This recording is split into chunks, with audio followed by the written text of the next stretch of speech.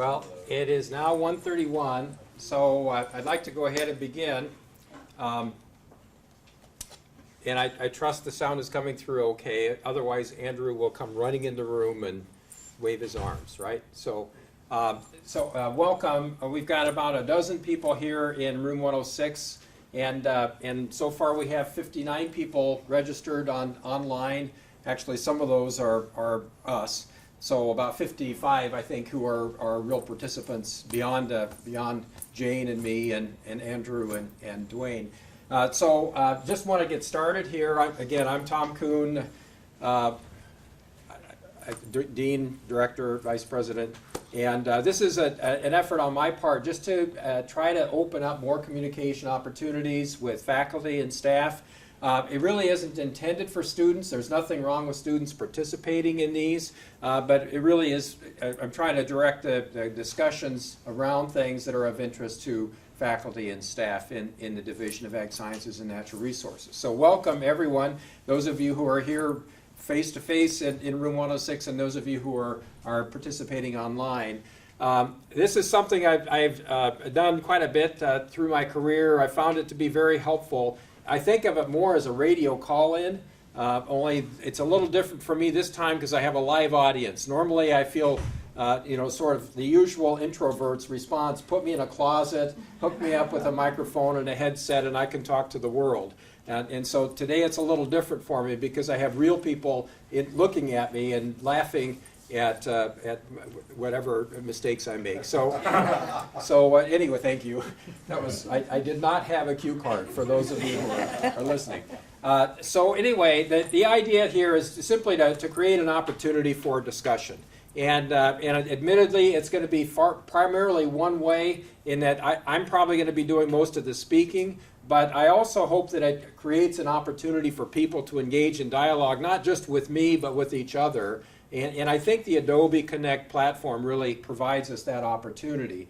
I have several things that I wanted to talk about today, just to sort of news updates. But also I want to create an opportunity for people to raise questions or topics that they would like to have more discussion about. If you're not familiar with the Adobe Connect format, well, first of all, the picture, it really isn't necessary, but they were going to do a live video feed, and I just knew that I'd have a piece of spinach stuck in my teeth. So I said, no, let's just do the still photo. Now seriously, a video feed consumes a lot of bandwidth, and especially for people who may be online, perhaps even dial-up, if we have that still in some of our county offices, that can be a real bog on trying to keep up with what's going on. So stills work a lot better than any kind of streaming and so on. So first of all, there isn't we can have a live audio or live video feed. In fact, there is a camera running, and I think this is going to be available in a recorded version on live stream later. So if you really feel a need for that later on, you can do that, and we can experiment with this.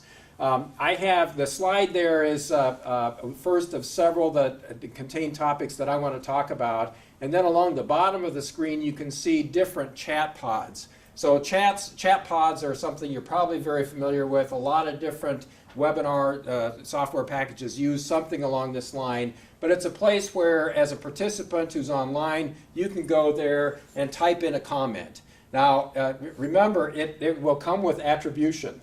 So if you registered as Will Rogers and you make outrageous comments, we'll know that it's not really Will.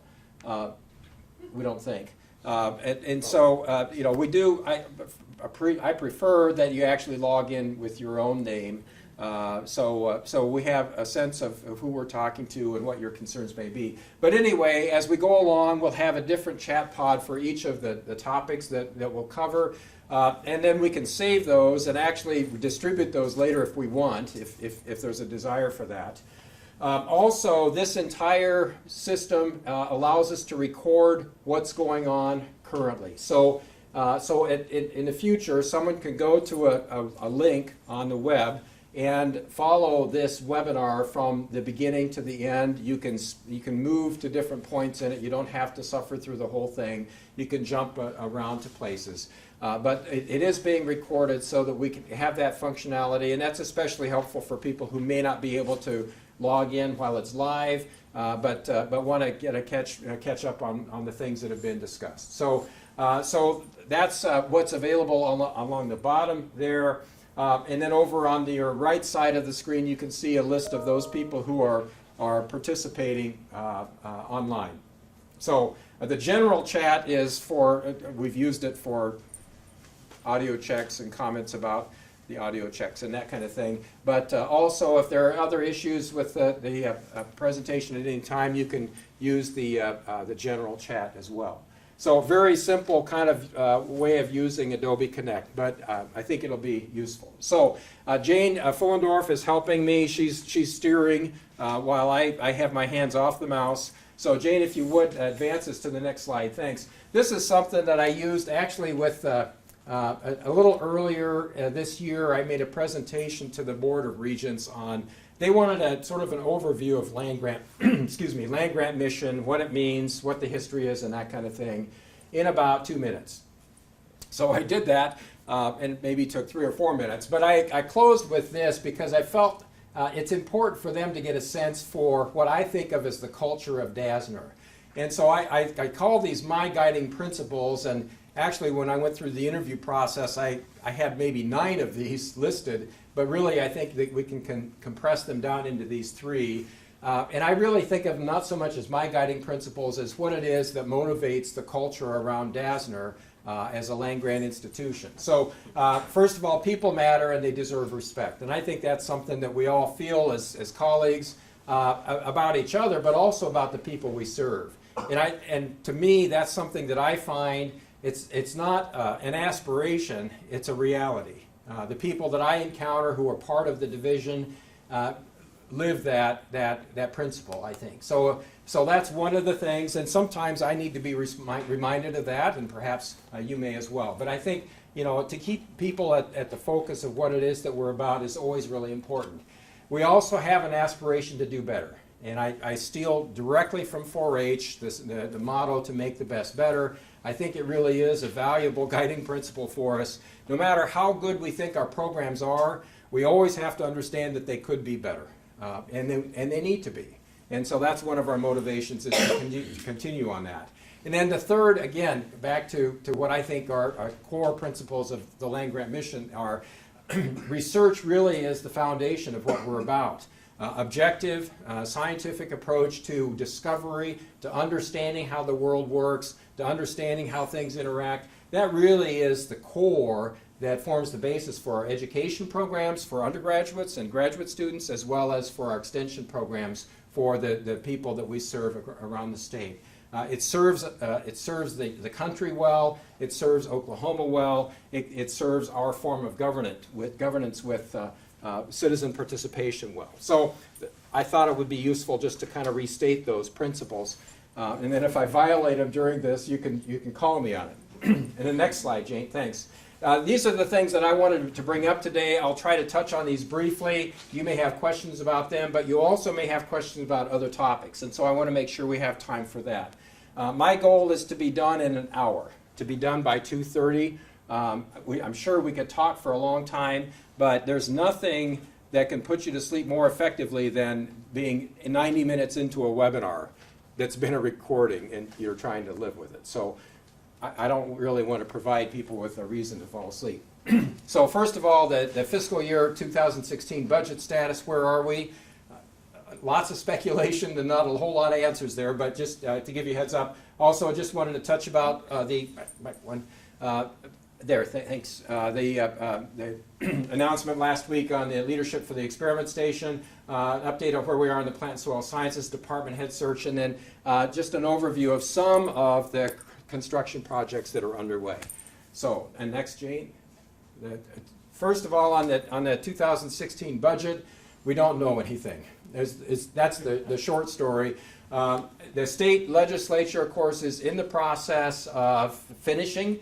They have a hard constitutional deadline Oh, let me stop here. Allie has raised her hand and that's a way of asking permission to open your mic to ask a question. What I'd like to do is for now hold off on that. With what, 80 people online, it's going to be tough to manage that many people perhaps participating verbally. So if you could, Allie, provide your comment or question on the general chat. Let's give that a try. Thanks for reminding me about that. Okay, back to the state funding. The legislature has a constitutional deadline of completing a budget for the governor to sign by May 29th. That's not too far away. Next week. They have an aspiration to be done this week because they like to be done before the Memorial Day weekend, which is this weekend. They have a further motivation to be done even earlier than that because the Republican majority has members who would really like to participate in a large Republican event happening in Oklahoma City this week, beginning on Thursday. The Southern Region Leadership Conference, Southern Republican Leadership Conference is going on. So anyway, they have all kinds of motivations to be done, but no signs of actually being done before this weekend. So maybe they've got it all cooked up and we're going to find out in the next few days. That would be great. Just a few other facts that we know. One is the revenue projections are about $611 million short of what they were for this year, and that's the number that the legislature and the governor have to use in planning the budget. So they have to budget for that reduced number, and that's been the bone of contention. Where do they cut, and so on. There's also an income tax reduction that's built in that will happen unless they do something to intervene and stop it. And that would go into effect January 1, 2016 and take us down another 0.25% on the state income tax. So anyway, $611 million, they've got to figure out where to cut. There really isn't a whole lot of public communication coming out from the legislature as to how they're going to handle this. We are anticipating that we'll face a reduction in our funding in higher education on the order of 3 to 5% for fiscal year 2016. We don't know that, don't take that to the bank, but that's what we're using to plan at this point. And of course we'll have a lot more definite resolution on that in the next week.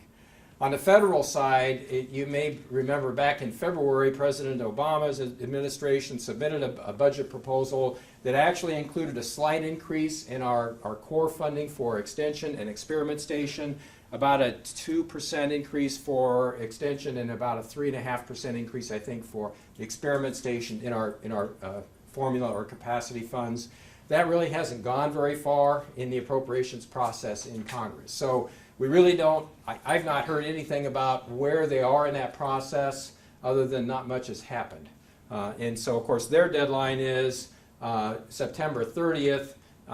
They can get around that with continuing resolutions and so on, but the new fiscal year begins October 1st, and at least in theory, there should be a budget before that fiscal year starts.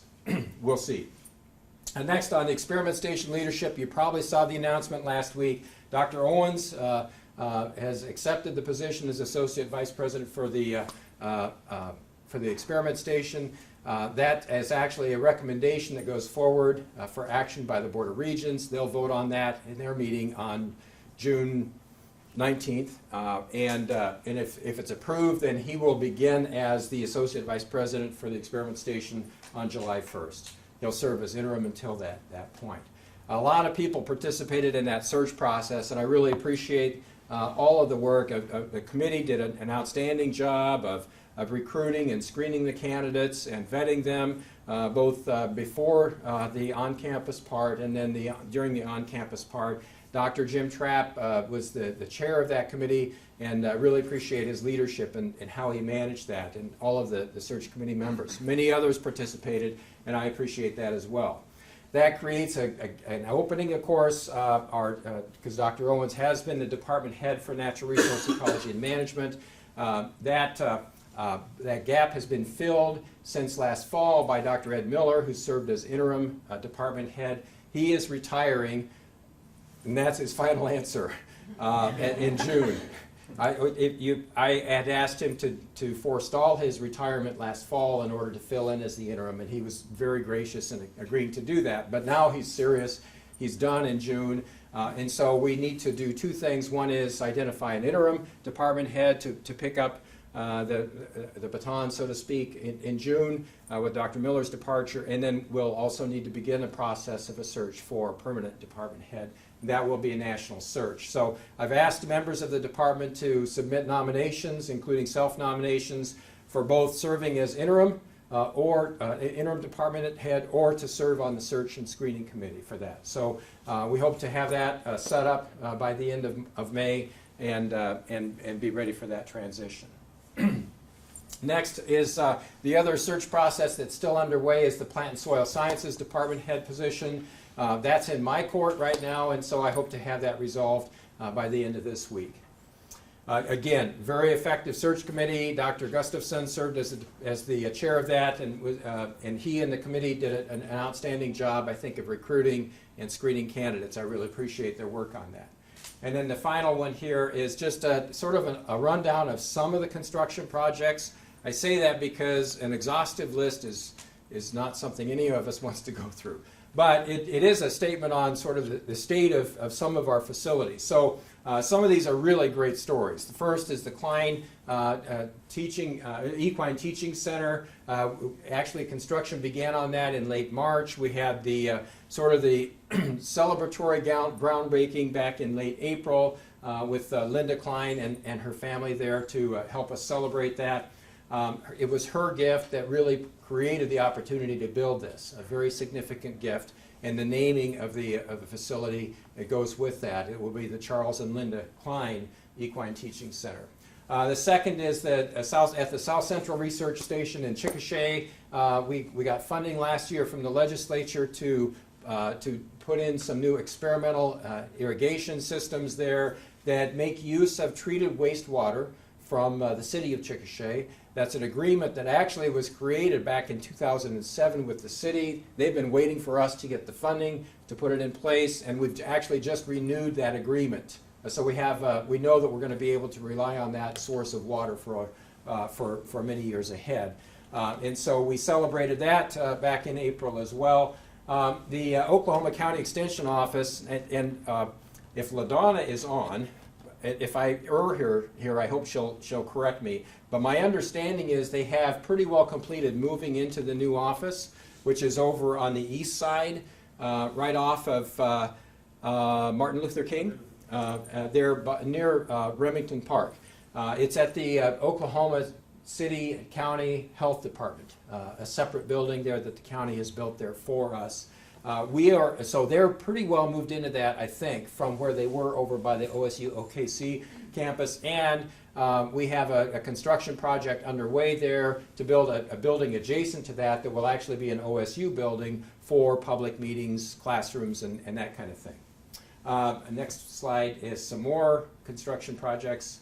At the North Central Research Station in Lahoma, a week ago last Friday, we made the public announcement that we will be putting up a new building there, taking down the current building. That project, the construction won't begin until fall. So once the crop for next winter has been put in the ground, then we'll take down the old building and put up the new building that will replace it. A little slight adjustment in the footprint of that, a little bit to the east, a little change in the front access point to that. But that'll be done hopefully next spring, so that when harvest comes next spring with the wheat crop, the new facility will be available for them to use. Again, that was thanks to a gift from the Raymond Sidwell family, as well as funding from the Sitlington Foundation and from the Experiment Station. We're still working on getting the Foundation Seed Building up and running. We are close to having the location set for that, where it will be located, and then we'll begin construction on the warehouse part of that with a plan to add office space and a seed processing facility adjacent to that as we get more funding for that. The Nutrition Physiology Laboratory for Animal Sciences, one out west on Highway 51. is in need of major upgrades, and so we're still looking at alternatives of either sort of gutting that and rebuilding it from inside, or perhaps simply building a new one either on that location or another location. We hope to be able to move forward on that by this fall. And then finally, the Dairy Education and Research Facility improvements. Another gift from the Ferguson Family Foundation in Arkansas helped us get started on putting up a new freestall barn for the cows at our dairy facility, and a challenge in there to raise more funds, which if we're successful with that, we plan to put in a new dairy parlor and upgrade our waste management system and so on. We will be upgrading the living quarters as part of this initial gift. So that and the freestall barn are the first step in that process. I think that's the last one. That's right. Okay, so that's kind of an overview of some of the things that are going on. By no means is it exhaustive, but let me stop there and ask: are there things that you would like to have me talk about, or questions or comments that you'd like to share? If you're here, we'll take those questions live. Otherwise, if you just put them in, if you have questions on a specific topic like the budget questions or leadership or facilities, you can go ahead and put those in those chat pods. Otherwise, other questions you could put in the other chat. Anything in the room here? Any kind of updates on Ross Love and his position that perhaps you want to share with everybody? Updates on what? Ross Love. Oh, Ross Love. Ross Love. Okay, sorry. So a question from Jorge Atiles, what's the update of Ross Love? Ross has officially retired, and as of April 30th. And he did it in a way that is the way Ross wanted it. Not a lot of fanfare, not a lot of publicity about it. But he has retired from OSU. He will be coming back after his 2-month separation that's required for the retirement system. He will come back part-time beginning in July and will help us through the federal planning and reporting process for this next year. So he will shepherd us through, help us get it done one more time, with the completion of that being April 1st next year, when that plan and that report is due. That gives us time to work on a replacement. His title has been Assistant Director of Oklahoma Cooperative Extension. He also served as the state leader for agriculture and natural resource programs. So he handled a number of different things, different responsibilities. Dr. Trapp and I have had several discussions about how we envision that position going forward. There have been a lot of comments, including from me, that we really would do well to strengthen our capacity for impact evaluation. Evaluation in general. And so that's one thing I'd like to address in this in one way or another, perhaps to bring in an evaluation specialist, how that mixes with the assistant director role and the state leader role for ag and natural resources. Those are things that we still need to work out. But if folks have questions or thoughts about that, by all means, we'd welcome any suggestions. Thank you. But we will have someone on board, hopefully in time to overlap with Dr. Love during at least the latter stages of the process for this next year's annual report and planning.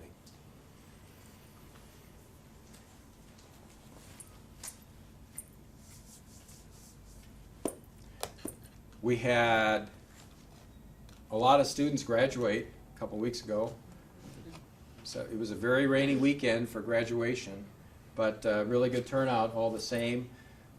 Had to adjust our schedules a bit because ours was scheduled to be at 4 o'clock on Saturday, and on Friday they were forecasting, TORCON 7 or something like that for 4 o'clock on Saturday. So President Hargis got some input, decided let's move everything earlier. So ours ended up being at 1:30 instead of 4. No tornadoes, but anyway, we were ready in case there were some.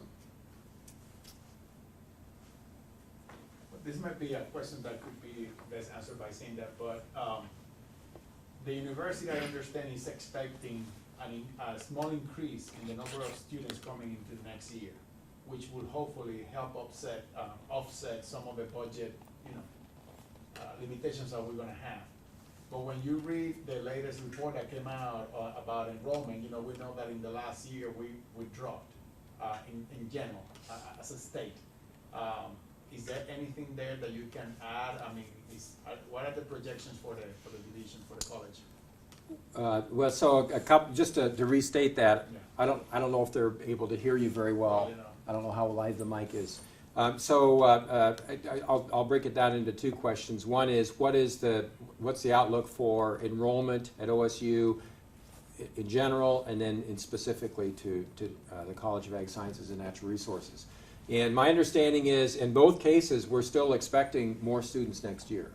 That enrollment, that all of the measures, and they measure them at all of these different checkpoints, but the number of applicants was up over previous years, and they came in earlier than they had previously. Our acceptances were up, and then the admits were up. So in other words, when they've said they intend to come here, they are up over last year.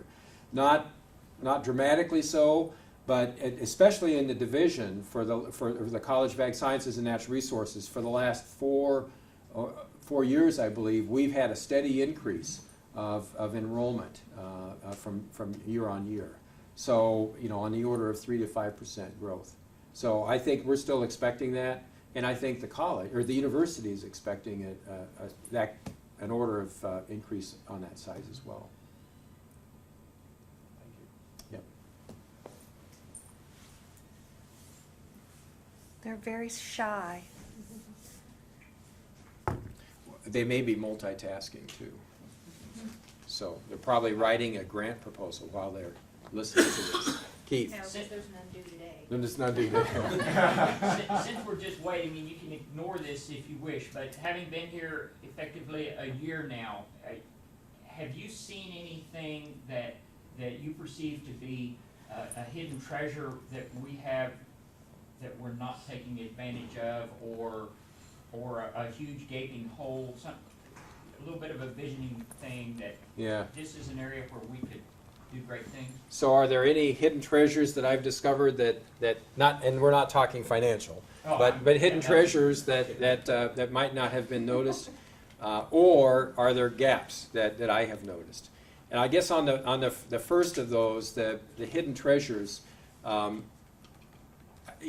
said it probably from day one, but it still is what comes foremost in my mind. And that is the tremendous goodwill that we have in support of OSU and our division around the state. It is uniformly strong and outspoken. People will go out of their way to tell me how much they appreciate the college, how much they appreciate extension, how much the research means to them. And so, to me, as a leader, that's a really good indicator if we've got that kind of support. And just to reinforce that with the searches that we've had this spring, the administrative searches, the horticulture and landscape architecture search, plant and soil sciences, and experiment station, we had really good engagement by stakeholders, by people from the industries that we serve, engaging that. So to me, that's still one of our most unique and greatest strengths, is that kind of support that we have. I think there are parts of the state, or interest groups who might not know much about us, who if they did know more about us, would be supportive. I think in urban areas we have an opportunity to expand our presence, to gain more recognition and more support. I think there are emerging areas, local food systems, whatever you want to call that, but there's still. I mean, you see this, Keith, but there's tremendous interest in gardening, and whether it's for beautification or for growing food, and there's a lot of interest in where does my food come from, and that kind of thing. I think there's a great opportunity for us there to be there. We are there, but I think we can expand on that. So I think that's one area where I think we've got a lot to be excited about. Places to grow, I think, in general, I think we've got on the one hand, I would say our IT is at the leading edge for OSU. You know, we were the first college to have a MOOC. And in the process of doing that, in a way, we helped, I wouldn't say we pushed, but we helped incentivize OSU to come forward with a platform, which is now established. But, you know, Dr. Norwood led that this year. And they couldn't have chosen a better person to be the kickoff for that. MOOCs are not going to be our core business model in the future by any means. We're not going to have tens of thousands of people coming to OSU now because of MOOCs. But MOOCs are a unique way for us to reach people that we might not reach otherwise, and at the same time to serve our students and perhaps students at other universities. So, you know, that's an example of what I mean by DASNR is at the lead, but at the same time, I think there are things that we can do better. We have a content management system for our information technology, which, so now it's going to get wonkish, but you know, the bottom line is a website is a static thing if you just put information there and walk away. But they can be very dynamic if you consider them to be sort of a template, and that content comes in and out of that as it's created. And so we have that for all but 2 of our departments. We have a content management system, and I think it works well. I don't think we're using it to its full capacity. And so an example of that would be what's one of our greatest strengths in extension. One of the things that I think you'll hear a lot of people boast about, if you go to a county office, you know, what's in all those file cabinets?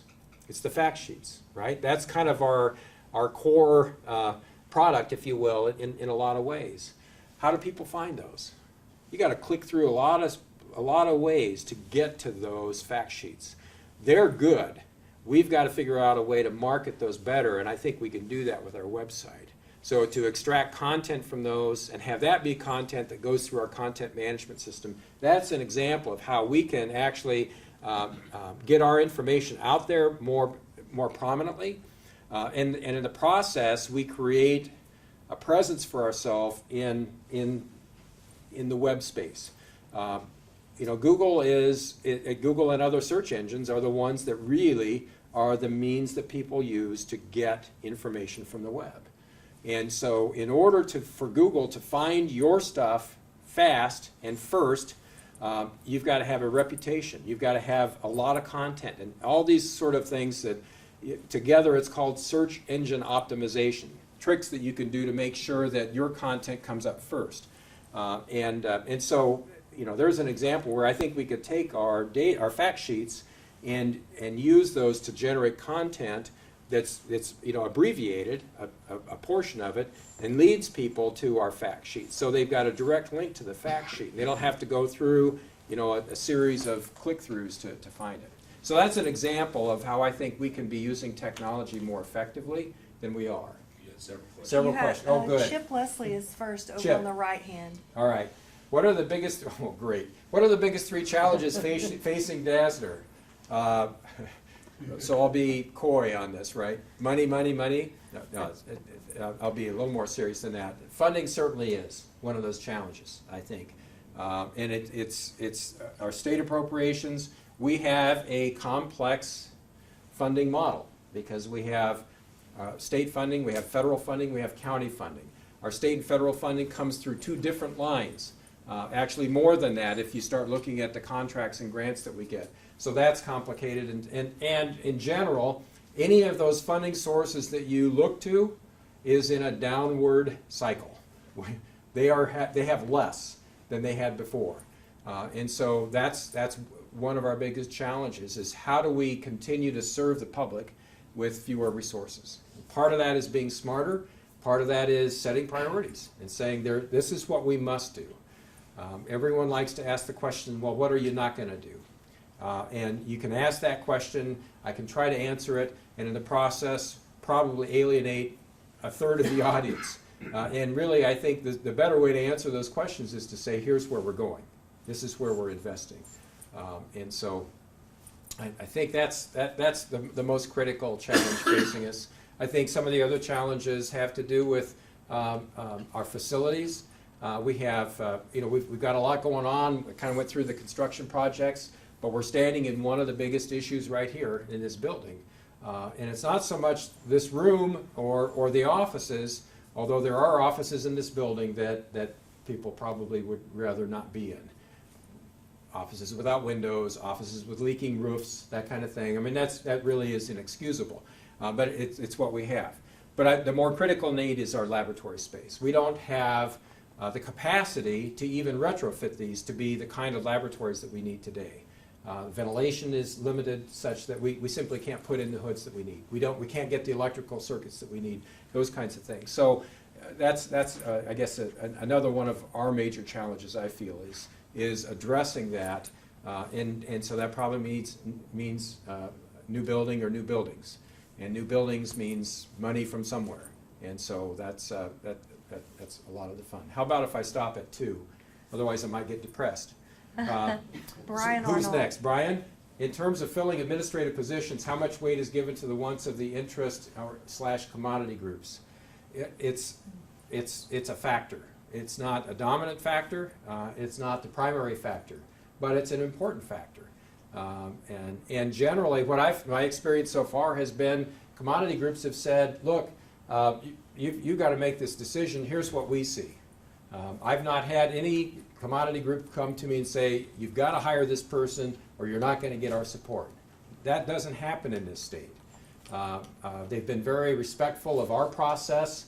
So anyway, but at the same time, they are important partners for us, and we need to have them on board. So including them in that way, I think, is working well. Is Melissa next? Melissa's next. Okay, will staff representation be considered when naming the Natural Resource Ecology Management Department Head Search Committee? Yes. So I believe we've done that with the other 2 department head searches that we've done so far in horticulture, landscape architecture, and plant and soil sciences. So we'll do the same with NREM. Actually, we had staff representation, we had field extension representation, we had graduate student and undergraduate student representation, in addition to the faculty who were involved with that. Diana, what are we doing to manage the possible 3 to 5% budget cut? Your thoughts on this? Well, one thing that we will be doing is not filling very many positions. There are things that we can do, reduce some of our operating expenditures and so on, or shift those onto other sources of funding. So we'll certainly be looking at that to some extent. We don't have any plans to implement any kind of a reduction in force, any layoff process. We have a fair amount of attrition that happens by nature of people living their lives. Retirements happen, people have other opportunities, move on, those kinds of things. Now, the unfortunate part about that is that those aren't strategic from our perspective. They may be from the individual perspective. Dr. Miller is ready to retire. But the bottom line is, when someone retires, we have an opening in that area of expertise or in that skill, and so we will have to be very careful about going back and filling positions based on that. There may be some where we absolutely can't avoid filling that position. Natural Resource Ecology and Management Department head, we've got to fill that position. It might be an internal candidate, it might be someone from outside, but we've got to have leadership for that department. So that's one that we will have to do.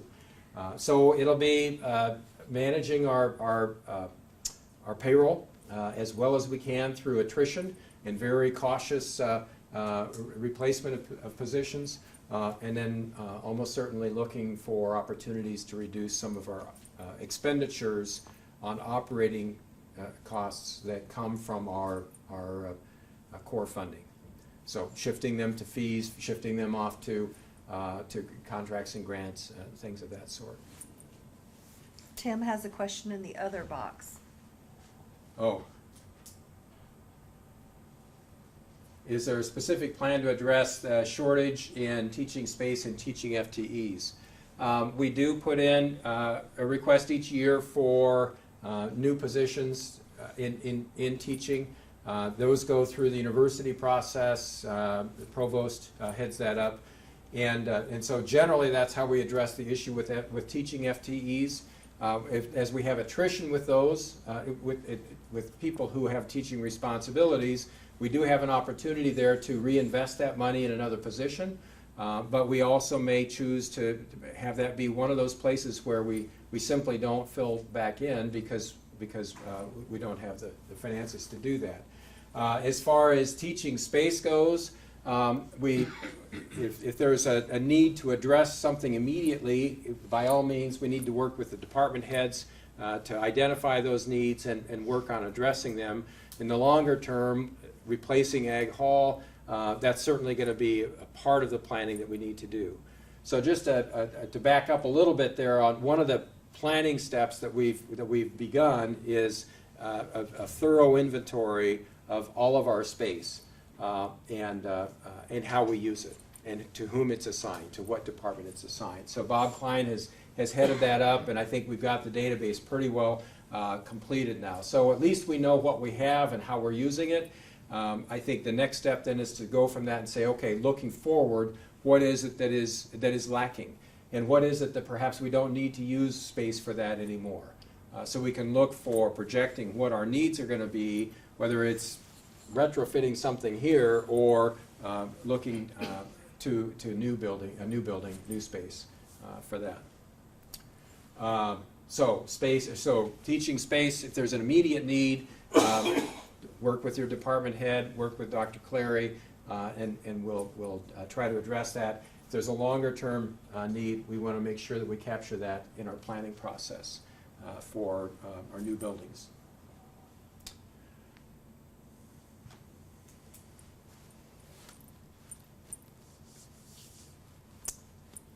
You know, the nice thing about having a live audience is that I can ask them questions. Tim O'Connell's typing. So you've had a year, and you talked about challenges and meeting with stakeholders. Either your Dean's Advisory Council or other stakeholders, what have they said you need to address? I mean, what do they see as our challenges, if any? They've identified several.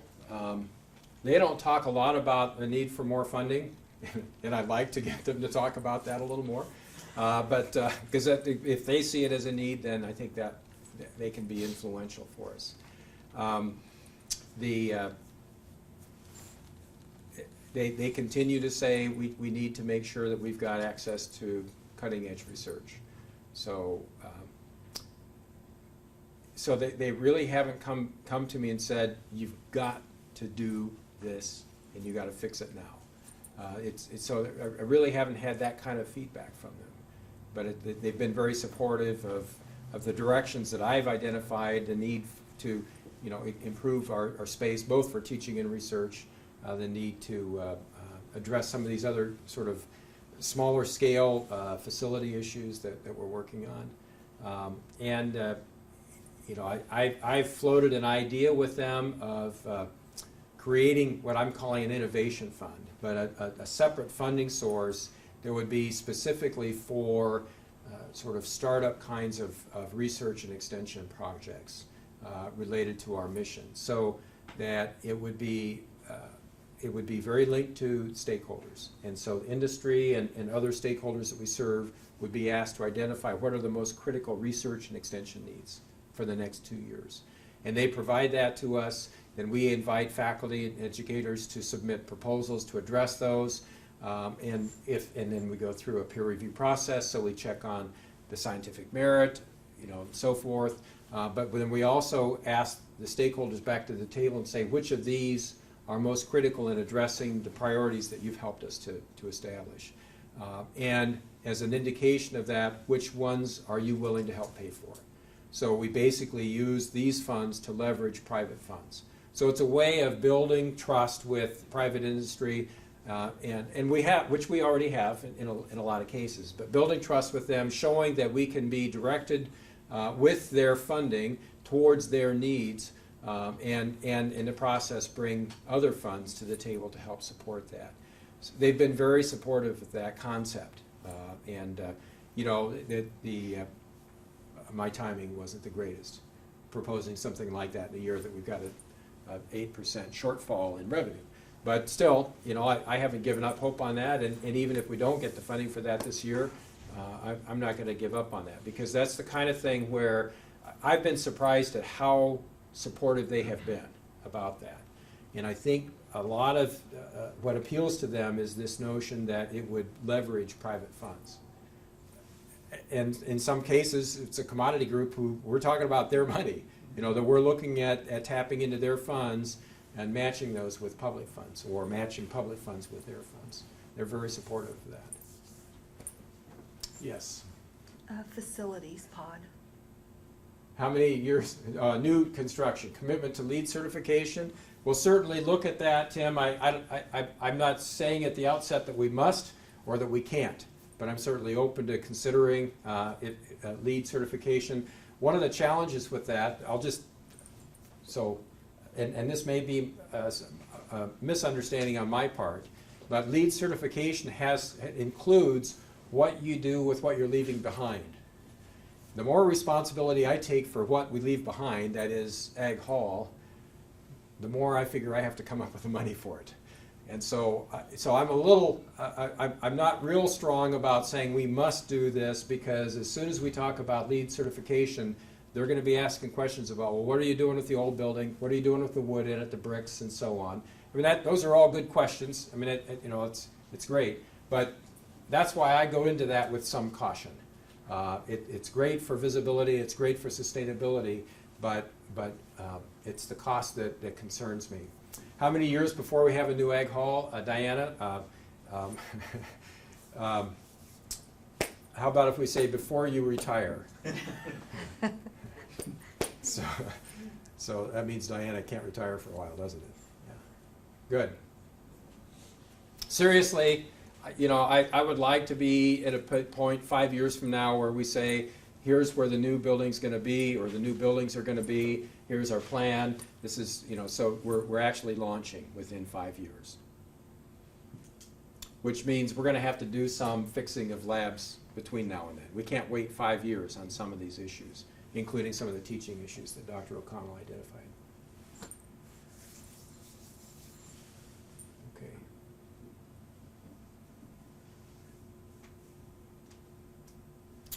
Weather, I could talk about the weather. Do they have tornadoes in Michigan? Yes. Do you have do you have an attractive city there like Moore? No. Okay. No, we don't have a Moore. They don't have a Moore in Michigan.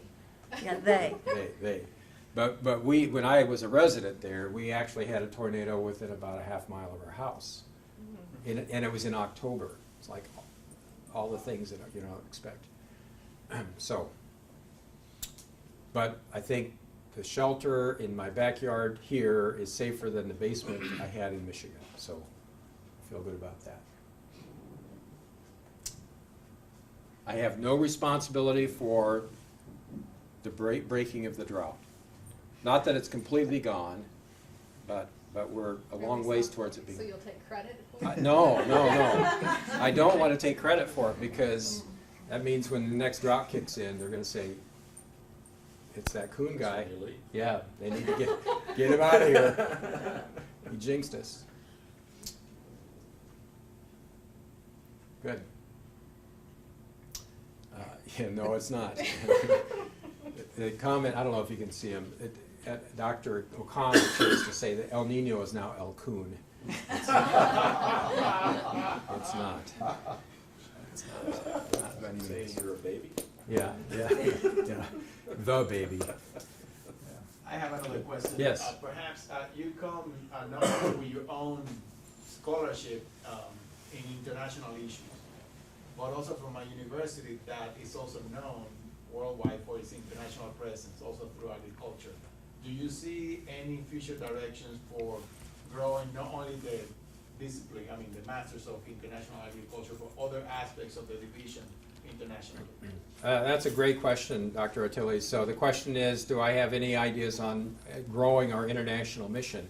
And first, I would say, just to preface it, to say that Oklahoma State also has a strong reputation in international, and that was one of the things that was attractive to me. I think it's definitely something that people in our college wish to do.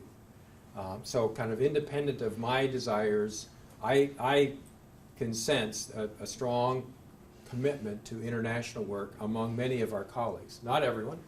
And it's something that I don't expect everyone to must have some involvement there. But I think it does fall within our land-grant mission as it has evolved into the 21st century. I think the challenge for us is how to go into international work deliberately with an intention to have an impact.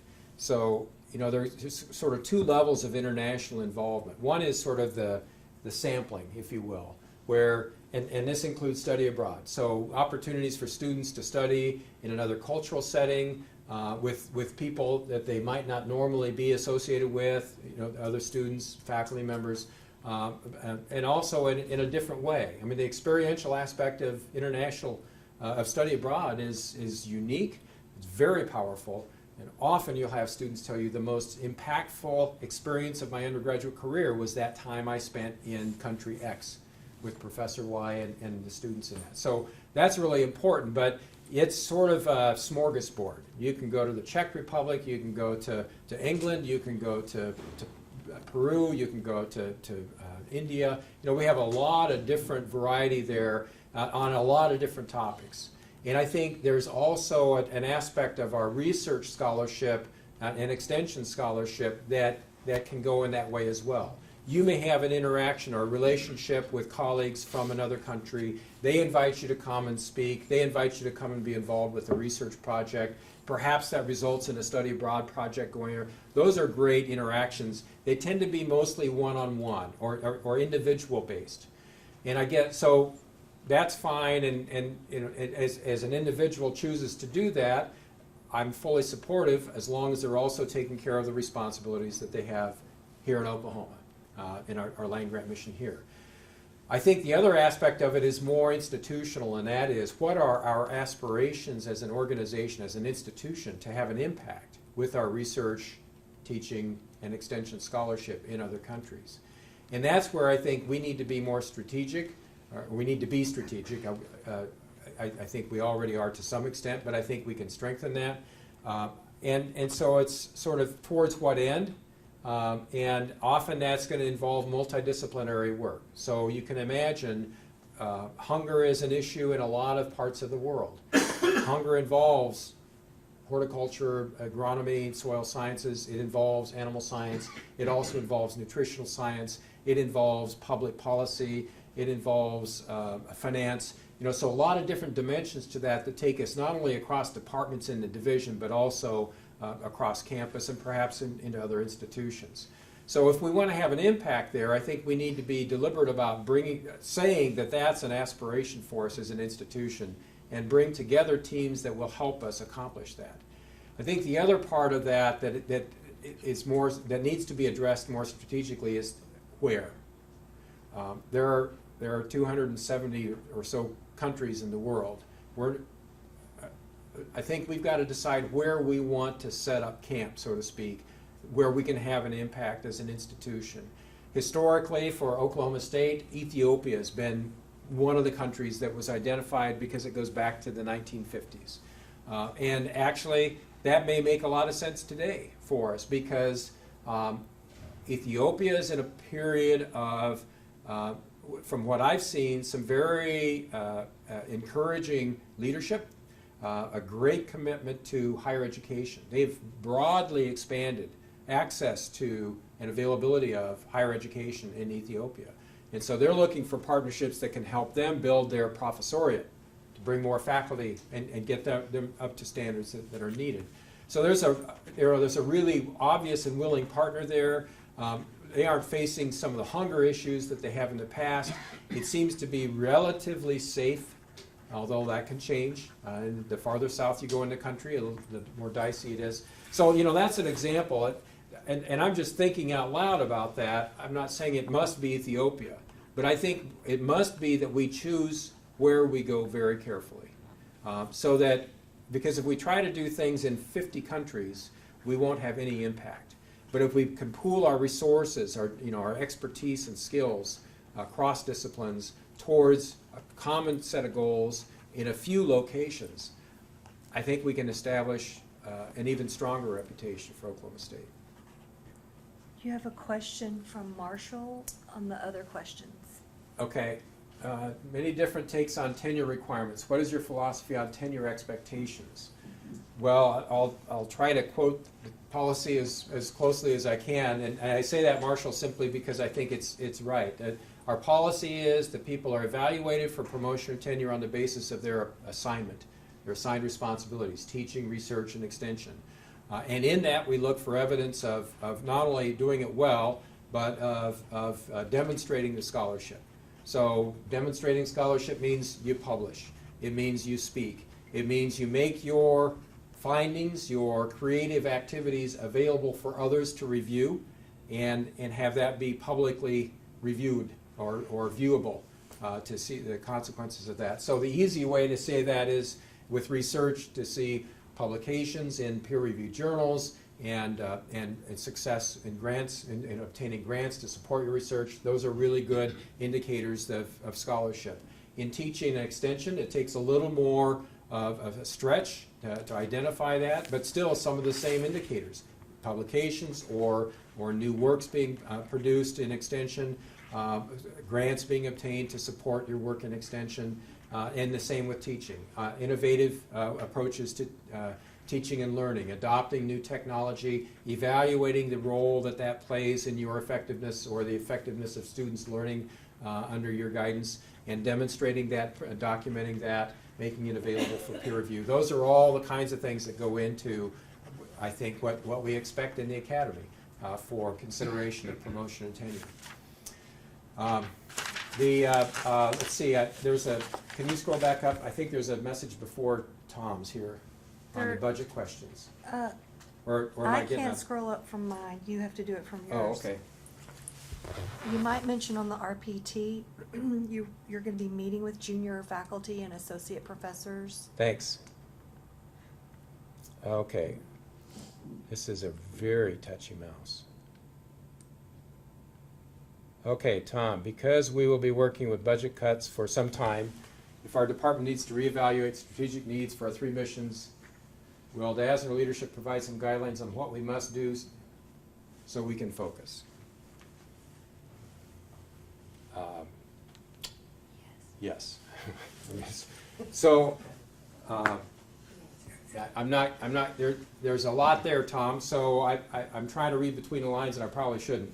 But I think we're going to look to you first for what you identify within a department. So in this case, in entomology, plant pathology, if you feel there's a need to focus more in a particular area, and that perhaps is going to come at the expense of other areas, certainly involve us in that process. But we're also going to look to the faculty and the department to understand what the explanation is and why we should be considering that.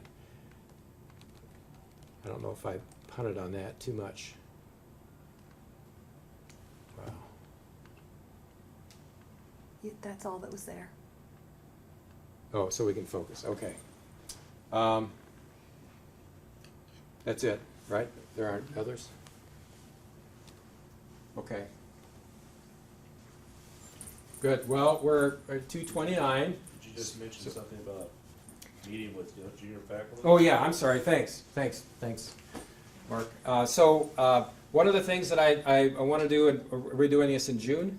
Yes. Okay, so actually I'm going to do it twice a year. I'd like to have a meeting, and again, a forum meeting. I think it needs to be face-to-face, but an opportunity for faculty who are in the tenure system but not fully promoted to meet and ask questions. There are things that I'd like to cover just to kind of perhaps ease some of the angst about the promotion and tenure process, but also to address any questions people may have about that. So I feel that that's probably best done as just sort of an open format, open forum format. So when we get that scheduled, we'll let the time and date out.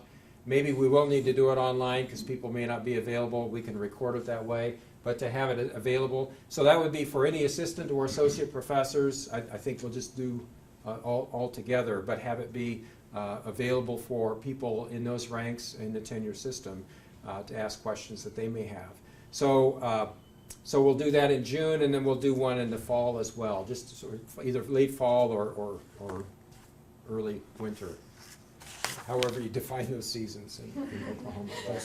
It depends, yeah. So, but the idea is basically to create a more dialogue around the process, the kind of questions that Dr. Baker asked, for example, and just deal with those directly. At the same time, I'll be meeting with department heads and having some discussion with them and receiving input from them on how it's working, what we might do better here in the division. So this was the first year that we had a college committee involved in promotion and tenure. And that was brought about by changes in the university bylaws that required that. Those bylaws allow for the college to have a promotion and tenure committee that either simply reviews the process and says it was or wasn't fair and by the guidelines, or they can have a committee that votes on whether they support or disagree with the recommendation that comes out of the department. Our faculty chose to have the first type of promotion and tenure committee, one that simply reviews the process and weighs in if there's a sense that there's been a misstep or any kind of error in the process, but not weighing in on the actual decision. So that's the way it is in DASNR. It worked well this year, I think. The college committee got involved fairly early on. By the end of it, they all said, well, we might as well have been weighing in on the decision because we went through it as much as we would have otherwise. But that's really a matter for faculty to decide. It's been a point of discussion in Ag Faculty Council, and I'll deal with whatever it is the faculty choose to do. But for now, that's the way that works. Okay. So we're at 2:32. Probably a good time to bring it to a halt. If you have thoughts, feel free to send me an email if you think this was a bust or if you think it's worth continuing. When I brought it up with the Ag Faculty Council, and they suggested going ahead with this, so I thought we'd do it this time. I'll try to do it once a month going forward. If we need to do it more frequently, we can. If it's boring everyone to death, we can stop it. It doesn't have to continue. But I want to find more ways to open dialogue, create opportunities to share information, and to be honest with you, if we ever face a really tough time, it helps to have already had this approach available to us. It's a way if we become comfortable with it, if we got to deal with some tough issues division-wide, this is one way that we can do that. So, I'm hoping we don't need it for that, but it can be very helpful. So thanks everyone who's here in the room, and those of you who are online, thanks for participating. And Jane won't let me set a set date that it must be every month, so she'll let us know when the next one's going to be. Sometime in June. Sometime in June. Sometime in June. All right. Thanks everyone.